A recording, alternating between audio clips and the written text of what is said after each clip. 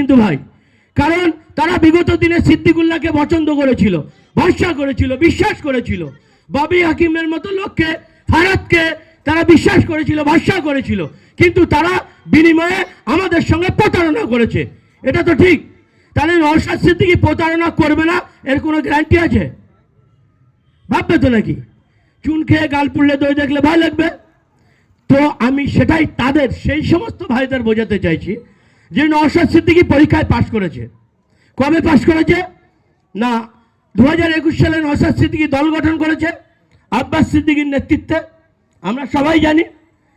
এবং মাননীয় মুখ্যমন্ত্রী মমতা বন্দ্যোপাধ্যায়, তার এই বাংলায় 77টা বিজেপির এমএলএ আছে, সেটা নিয়ে কিন্তু কোনো মাথা খারাপ নেই।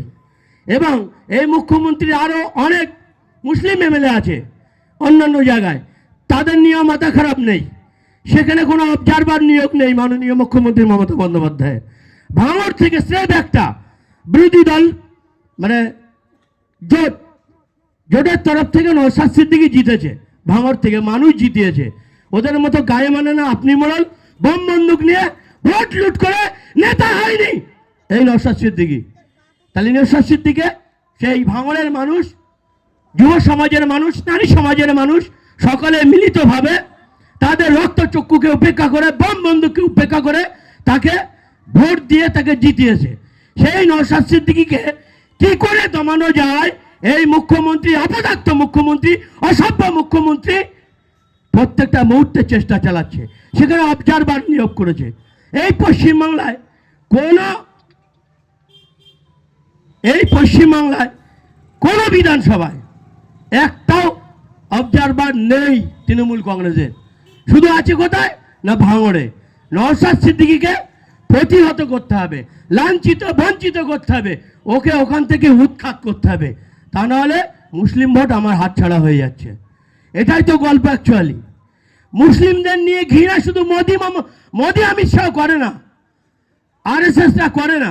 আমি আপনাদের বোঝাতে এসেছি, যারা বুঝতে চায় না তাদেরকেও বোঝাতে এসেছি। যে সমস্ত তৃণমূল ভাইরা এখনো আমাদের মুসলিম সমাজ থেকে বিলং করছে, তাদেরকেও বোঝাতে এসেছি। হাতে না ধরে পায়ে ধরে তাদেরকে বোঝাচ্ছি, এখনো বুঝুন, বোঝার চেষ্টা করুন, নাহলে কিন্তু সামনে সমূহ বিপদ।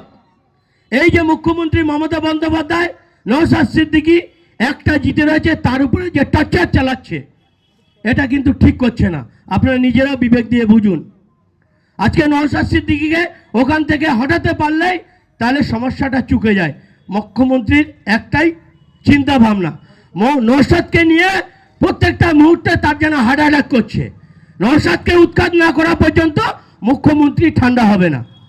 আর আমরা মুখ্যমন্ত্রীকে ঠান্ডা করেই দিতে চাই। নওশাদ সিদ্দিকী ওখানে আছে, আরও নওশাদ সিদ্দিকীর মতো লিডার আমরা এই বিধানসভায় পাঠাবো। এই অঙ্গীকারবদ্ধ আমাদের মুসলিম সমাজের অন্যান্য সম্প্রদায়ের মানুষকে সঙ্গে নিয়ে করতে হবে। কারণ মুসলিমরাও কিন্তু আছে, হিন্দুরাও কিন্তু সুরক্ষিত নয়। আমি বলছি না, মোদি অমিত শাহ বলছে। মোগলরা যখন রাজ করেছে সেই সময় হিন্দুরা সুরক্ষিত ছিল।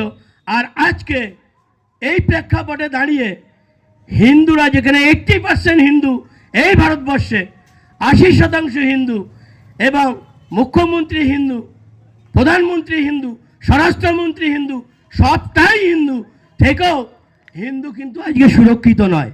আমি বলছি না, মোদি বলছে, অমিত শাহ বলছে। আর তাদের কথা ধরে আমিও বলছি, সত্যি হিন্দুরা সুরক্ষিত নয়। যে সমস্ত হিন্দু সমাজের বুদ্ধিজীবী মানুষগুলো আছে, যারা লেখাপড়া জানে বিশেষ করে, তারা মোদি অমিত শাহ ছকটা ধরে ফেলেছে। আমি খুব ডিপলি শুনবেন বিষয়টা। আজকে যদি সমস্ত হিন্দুরা বিজেপি করত, তাহলে কিন্তু ওই ভারতবর্ষের মসনাদে সারা জীবন বিজেপি থাকতো। আমার আপনার কিচ্ছু করার ক্ষমতা নেই। মুসলিমরা ভোট দেয় না, মুসলিমরা ওকে তাড়াতেও পারবে না, তাই তো ভাই? কারণ 80% মুসলমান, এই হিন্দু, আর 20% মুসলমান এই ভারতবর্ষে। তাহলে আমরা তাকে আনতেও পারবো না চাইলে, আবার তাকে পার করতেও পারবো না চাইলে।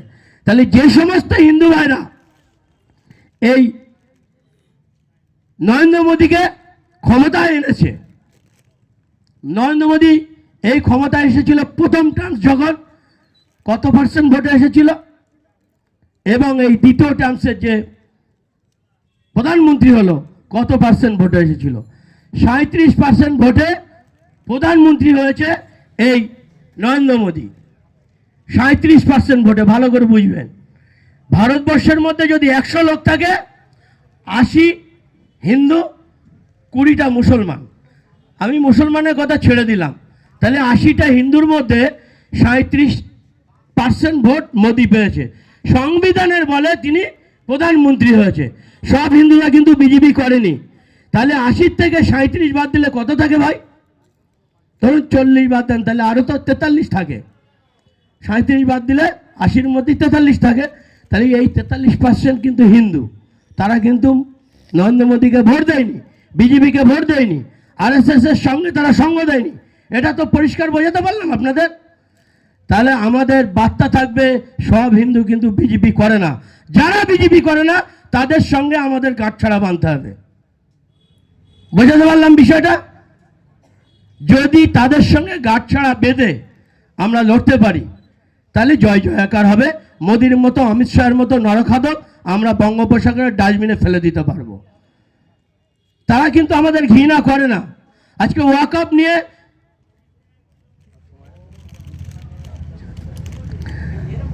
নরেন্দ্র মোদী, অমিত শাহ এরা যখন ওয়াকআপ বিলটা পাশ করলো, রাত্রের অন্ধকারে সংবিধানকে বুড়ো আঙুল দেখিয়ে ক্ষমতার বলে, যেহেতু তাদের এমপি এমএলএ বেশি, সেই ক্ষমতার দাপটে যখন ওয়াকআপ অ্যামেন্ডমেন্ট বিল রাত্রে পাশ করলো এবং সেটা একটা সম্প্রদায়ের উপর চাপিয়ে দিল, ভারতবর্ষের যেখানে যত মুসলমান আছে প্রত্যেককেই আন্দোলন শুরু করলো, ভারতবর্ষ জুড়ে আন্দোলন করলো। এবং আপনারা জানেন এই পশ্চিমবাংলায় 40% মুসলমান বাস করে। সেই মুসলমান 98% এই মুখ্যমন্ত্রী মমতা বন্দ্যোপাধ্যায়কে ভোট দিয়েছে। ভোট দেয় মানুষ কিসের জন্য? তারা কিভাবে সুরক্ষিত থাকবে, সরকারি সুযোগ সুবিধা পাবে, লাঞ্ছিত বঞ্চিত থেকে কিভাবে তারা সুস্থ থাকবে, তাদের মাথার উপরে কিভাবে ছাদ হবে, তাদের ধর্মীয় প্রতিষ্ঠান কিভাবে বজায় থাকবে, এই সব বিশ্লেষণ করেই তো ভোট দিয়েছে তাকে। তাহলে যখন নরেন্দ্র মোদী আর অমিত শাহ এই বিলটাকে চাপিয়ে দিল, সমস্ত ভারতবর্ষের মানুষ যখন আন্দোলন শুরু করলো, বিজেপি শাসিত রাজ্যেও মুসলমানরা আন্দোলন শুরু করলো, হিন্দু মানুষেরাও তাদের সঙ্গে সঙ্গ দিল, লক্ষ লক্ষ মানুষ নিয়ে এই ওয়াকফ বিল বিলের বিরুদ্ধে প্রত্যেকটা রাজ্যে আন্দোলন হলো। আমরা যখন বাংলায় করতে গেলাম আন্দোলন, এই মুখ্যমন্ত্রী মমতা বন্দ্যোপাধ্যায় আমাদের আন্দোলন করতে দিল না। কি বলেছিল? ওয়াকফ নিয়ে কেউ গুলুগুলি করবেন না, ওয়াকফ নিয়ে গুলুগুলি করলে আমার থেকে বড় শত্রু কেউ হবে না, যেটা দেখার আমি দেখব, এই বাংলায় ওয়াকফ লাগু হতে দেবো না বলেছিল তো ভাই। যে সমস্ত তৃণমূলের ভাইরা শুনছেন, আশেপাশে দাঁড়িয়ে তারাও শুনুন, বিশেষ করে মুসলিম সম্প্রদায়ের যে সমস্ত নেতারা আছেন, নেত্রীরা আছেন, আমি তাদেরকে বলছি, করজোড়ে নিবেদন করছি, আমার কথাটা শুনবেন। তাহলে মুখ্যমন্ত্রী ওয়াদা করেছিল আমি লাগু হতে দেবো না, ভালো। কিন্তু আমরা সে সময় বলেছিলাম যদি তিনি লাগু হতে না দেন, তাহলে রাজ্যের তরফ থেকে সুপ্রিম কোর্টে একটা কেস করা উচিত ছিল, যেটা অন্য অন্য রাজ্য করেছে, কেরালা থেকে শুরু করে, তাই না? কিন্তু তিনি সেটা করেনি।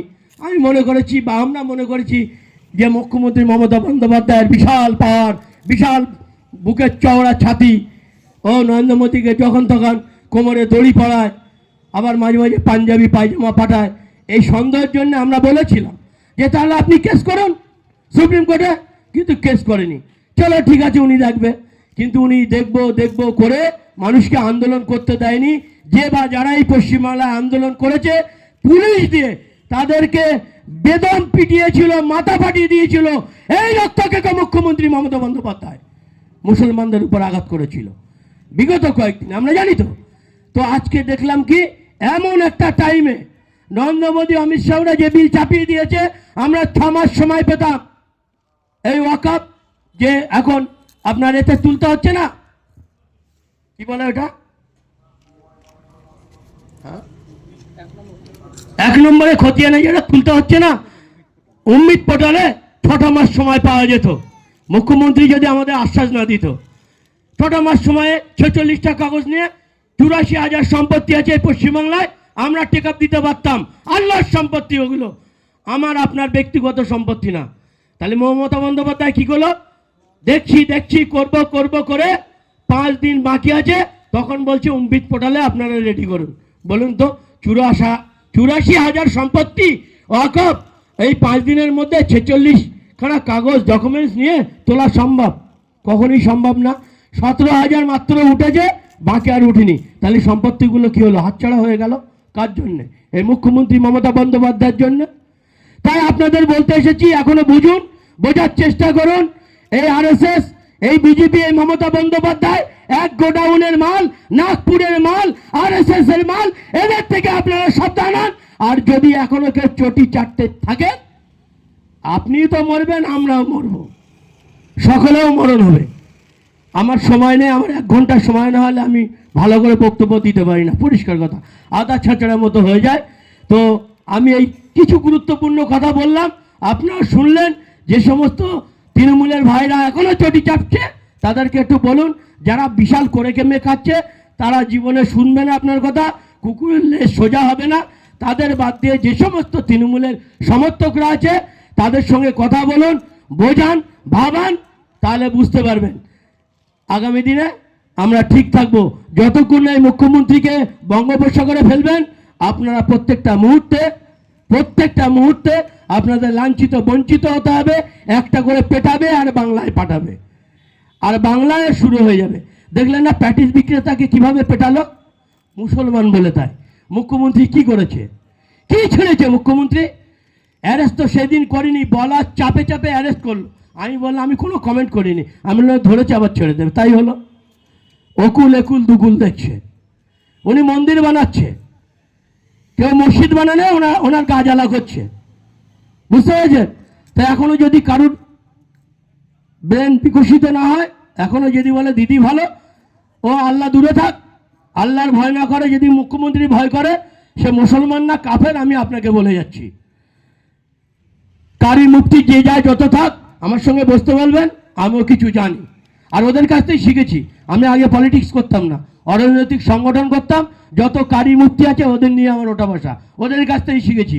ওরা যদি এখন চটি চাটে, তাদের নামে একটা করে ভোটের আগে আমি বলবো। তারা যদি এখনো ওই ভোটের সময় চটি চাটতে আসে না, যে সমস্ত অরাজনৈতিক সংগঠন আছে না, তারা এই ওয়াকআপ নিয়ে চুপ রয়েছে এখন।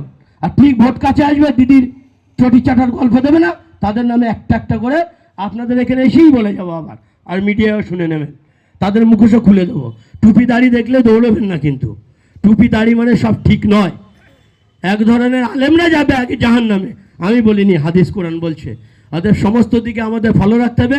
আমাদের সামনে বিপদ, দেওয়ালে পেট ঠিকে গেছে। এখন কোনো রাজনৈতিক রং দেখলে হবে না, আমাদের সঙ্গে যারা আছে আমরা তাদের সঙ্গে, নইলে কোনো গল্প হবে না। এই বলেই নওশাদ সিদ্দিকী জিন্দাবাদ, ইনকিলাব জিন্দাবাদ, আইএসএফ জিন্দাবাদ। আপনারা সবাই ভালো থাকুন, সুস্থ থাকুন। আল্লাহর কাছে, ঈশ্বরের কাছে আমি এই কামনাই করি, আমাদের জন্য দোয়া করবেন। আমরা যেন এই ভিশন এবং মিশনটাকে, লাঞ্ছিত এবং পিছিয়ে রয়েছে শিক্ষা, দীক্ষা, স্বাস্থ্য, সমস্ত বিষয়ে। সাচার কমিটি তো আর আমার কোনো মুসলমান ভাই তৈরি করেনি, সেও তো একটা হিন্দু ভাই তৈরি করেছে, তাই না? তাহলে তার মান্যতা দিতে হবে। রবীন্দ্রনাথ ঠাকুর কি বলেছে? এই ভারতবর্ষকে যদি এগিয়ে নিয়ে যেতে হয়, মুসলমানকে পিছিয়ে রেখে কখনোই সেটা সম্ভব নয়। ভারতবর্ষ এগিয়ে যাবে না। রবীন্দ্রনাথ তো আমার ধর্মের লোক না, তাহলে তারা বিজ্ঞ লোক।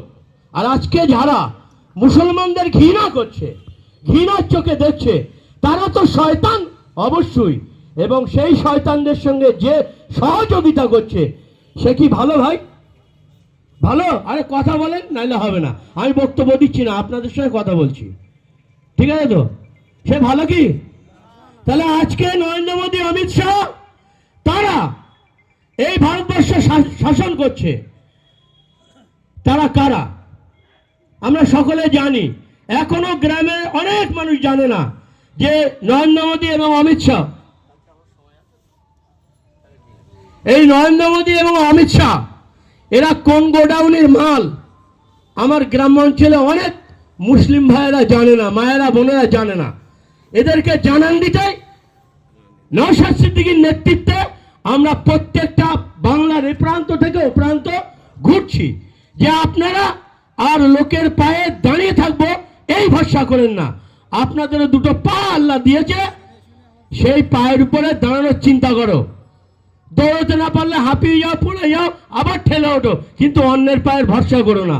আমরা সেই ভরসা জোগানোর জন্য, সেই ভরসা দেওয়ার জন্য বাংলার এ প্রান্ত থেকে ও প্রান্ত নওশাদ সিদ্দিকী ভাইজান ঘুরছে। এই নওশাদ সিদ্দিকীটা কে আপনাকে জানতে হবে, কারণ আমরা মুসলিম সমাজের অনেক মানুষ, আমাদের মুসলিমদের প্রতিনিধিত্ব করার জন্য এর আগেও অনেক মানুষ এসেছে। সিদ্দিকুল্লাহর মতন, শয়তান বলি আমি ওকে, এরকম মানুষ অনেকেই এসেছে মুসলিমদের প্রতিনিধিত্ব করার জন্য। আজকে মুসলিম সমাজ ছিল বলে ববি হাকিম কিন্তু ওখানে জায়গা পেয়েছে। আজকে মুসলিম সমাজ ছিল বলে সিদ্দিকুল্লাহ কিন্তু ওখানে জায়গা পেয়েছে। এটাকে মাথায় ঢোকাতে হবে। কিন্তু যদি এই মুসলিম সমাজ ভারতবর্ষে না থাকতো তাহলে ওরা কিন্তু জায়গা পেত না। পেত, মুসলিমদের প্রতিনিধিত্ব হিসেবে ওরা জায়গা পেয়েছে। কিন্তু তারা কি আমাদের সঙ্গে সদ্ব্যবহার করেছে? আমাদেরকে বিক্রি করেছে, নীল বাতির গাড়ি চালাচ্ছে। আমাদের যখন সমস্যায় পড়ছি সেই সমস্যাগুলো তারা তুলে ধরছে না। আমরা কিন্তু জলের মতো পরিষ্কার বুঝতে পেরেছি। আজকে নওশাদ সিদ্দিকীকে ভরসা করতে বলছি কেন, বা আমি নিজেও ভরসা করছি কেন, প্রশ্ন থাকে তো। ও নওশাদ সিদ্দিকীও তো ওই ববি হাকিমের মতো হতে পারে, সিদ্দিকুল্লাহর মতো হতে পারে, আজকে আছে কালকে নেই, হতে পারে তো নাকি? অতএব সিঁদুরে মেঘ দেখলে যেমন হয়, তো নওশাদ সিদ্দিকী আজকে আমরা ভরসা করছি কেন, বা ভরসা করতে বলছি কেন? কারণ তো থাকবে ভাই, সেই কারণটাও একটু আলোচনা করব। প্রথম কথা হচ্ছে নওশাদ সিদ্দিকী কে এটা জানতে হবে আগে। সে একটা ব্র্যান্ডেড ঘরের ছেলে, স্বাধীনতা সংগ্রামী ঘরের ছেলে, এবং এই হুগলি জেলায় যে ফুরফুরা শরীফ, এই পশ্চিমবাংলায় দ্বিতীয় বৃহত্তম স্থান এই ফুরফুরা শরীফ, সেই পরিবারের, সেই বংশের ছেলে এই নওশাদ সিদ্দিকী। নওশাদ সিদ্দিকী যদি সে তার ওই এসি ঘরে বাড়িতে বসে থাকে, তাহলে আমি আপনি সহ আরও অনেক মানুষ, অনেক অমুসলিমরাও তারা টাকা নিয়ে তার কাছে দিয়ে আসবে। উনি সেই ঘরের লোক, ওনাকে টাকা ইনকাম করার জন্যে বাংলার এ প্রান্ত ও প্রান্ত ঘুরতে হবে না, এটাই তো জানি আমরা নাকি? তাহলে সেই মানুষটা আজকে সেখান থেকে বেরিয়ে এই ঝড় বৃষ্টি রৌদ্রকে উপেক্ষা করে বাংলার এই প্রান্ত থেকে ও প্রান্ত কেন ছুটছে? তার জন্য ছুটছে। নওশাদ সিদ্দিকীর ফ্যামিলি সম্পর্কে যদি কেউ জেনে থাকেন, তাদের সম্পত্তি, তাদের অবস্থা কেমন তারা বুঝতে পারবেন। যারা জানে না তারা বলবে ও টাকা কামাতে এসছে। আর যারা এই কথাগুলো বলে তাদেরকে বোঝানোর জন্য আমরা এসেছি যে নওশাদ টাকা কামানোর জন্য আসিনি। নওশাদ সিদ্দিকী একটা ব্র্যান্ডেড ঘরের ছেলে, সে তার জন্য নয়, এই পশ্চিমবাংলায় মুসলিমরা বিশেষ করে যারা আজকে সরকারি বিভিন্ন সরকারের কাছে বিভিন্নভাবে যারা লাঞ্ছিত বঞ্চিত হচ্ছে, তাদেরকে অবহেলিত করা হচ্ছে, তাদেরকে নির্মমভাবে হত্যা করা হচ্ছে। শুধু মুসলিম সমাজকে নয়, আদিবাসী থেকে শুরু করে সাঁওতাল, বাগদি, মুচি, এই সমস্ত যারা সংখ্যালঘু সম্প্রদায়ের মধ্যে পড়ে, তাদের উপরে যে টর্চারিং, তাদের উপরে যে বুলডোজার চালানো হচ্ছে, তার জন্য কিন্তু সে আজকে বাংলার এ প্রান্ত থেকে প্রান্ত ঘটছে। অতএব আমাদের জন্যে, আর আমরা তাকে ইগনোর করছি কিছু কিছু মানুষ। এই যে যারা ইগনোর করছে তাদেরকেও আমি খারাপ ভাবছি না।